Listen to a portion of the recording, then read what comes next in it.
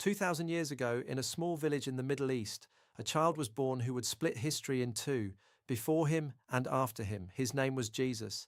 And whether you believe he was the Son of God, a great teacher, or simply a remarkable man, one thing is undeniable: no single person has ever shaped the world more deeply than he did. Today, over 2 billion people call themselves his followers. His words are printed in more books than any other text in human history. His life has inspired more art, more music, more sacrifice, and more love than anyone who has ever walked this earth. But here is the question most people never actually stop to ask. Who was Jesus?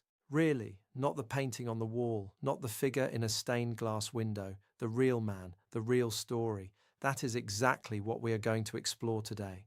Let us start at the beginning. Jesus was born in Bethlehem, a small town in the region of Judea, which is modern-day Israel and Palestine. Most historians, both Christian and secular, agree that he was born somewhere between 6 and 4 BC. Yes, ironically, a few years before what we now call the year zero.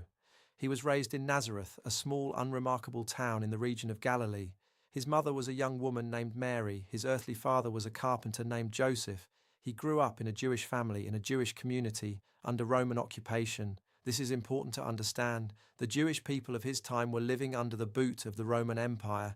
They were desperate for a deliverer, a Messiah, someone who would come and set them free. Most of them expected a warrior king. What they got was something far greater. For the first 30 years of his life, almost nothing is recorded about Jesus. We know he was dedicated at the temple as a baby. We know that at the age of 12, he stayed behind in Jerusalem and was found by his parents sitting among the religious teachers, not as a student, but as someone the teachers themselves were astonished by. Then silence, 30 years of ordinary life, a carpenter's son, learning his father's trade. And then everything changed.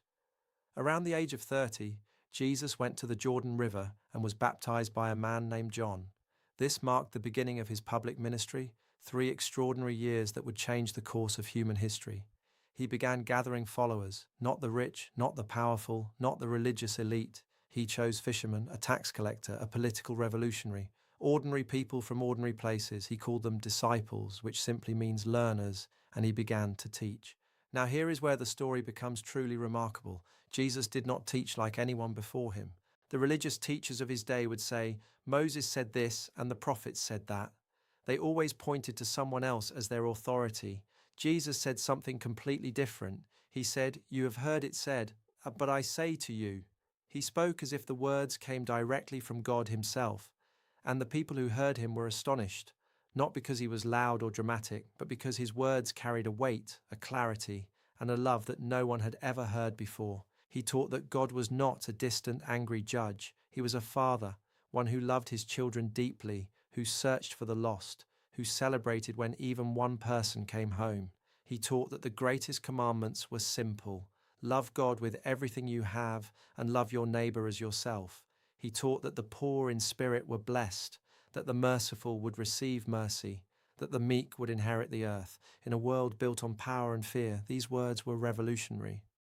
But Jesus did not only teach with words. He healed the sick. He gave sight to the blind. He made the lame walk. He calmed storms. He fed thousands with a handful of bread and fish.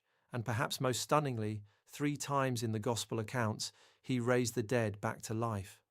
Now you may wonder, did these things actually happen? That is a question each person must wrestle with personally. But what we know from history is this: the people who witnessed these events did not just believe them casually. They were so convinced of what they had seen that many of them gave their lives rather than deny it. People do not die for something they know to be a lie. For 3 years, Jesus traveled through the region, teaching, healing, and drawing enormous crowds, but he also attracted powerful enemies. The religious leaders felt threatened by him. The Roman authorities were nervous about his growing following, and one of his own disciples, a man named Judas, betrayed him for 30 pieces of silver. Jesus was arrested, put through a series of illegal trials, brutally beaten, and crucified on a Roman cross just outside the walls of Jerusalem. He was 33 years old, and yet that is not where the story ends. 3 days after his burial, his tomb was found empty. Over the following 40 days, hundreds of people reported seeing him alive, not as a ghost, not as a vision, but speaking with them, eating with them, showing the wounds in his hands. His followers, who had scattered in fear after his death, were suddenly transformed. The same people who had run away in terror were now standing in the streets of Jerusalem boldly declaring, "He is risen." That message, carried by ordinary people at the cost of their lives, spread across the entire Roman Empire within a single generation. So who was Jesus, really? He was a real man, a historical figure, a teacher without equal, a healer, a friend to the broken and the outcast. But for billions of people across 2,000 years of history, he was and is something more. He was the Word of God made flesh, the fulfillment of every promise, the one who came not to be served, but to serve, and to give his life as a ransom for many. Whether you are meeting Jesus for the first time today or coming back to him after years away, I want you to know this. His story is not just ancient history, it is alive, it is personal, and it is for you. If this video spoke to you, please subscribe to this channel. Every week we go deeper into the life, teachings, and meaning of Jesus in a way that is clear, honest, and life-changing. Share this video with someone who needs to hear it today, and leave a comment below. I want to know, what is the one question about Jesus you have always wanted answered? God bless you. We will see you in the next video.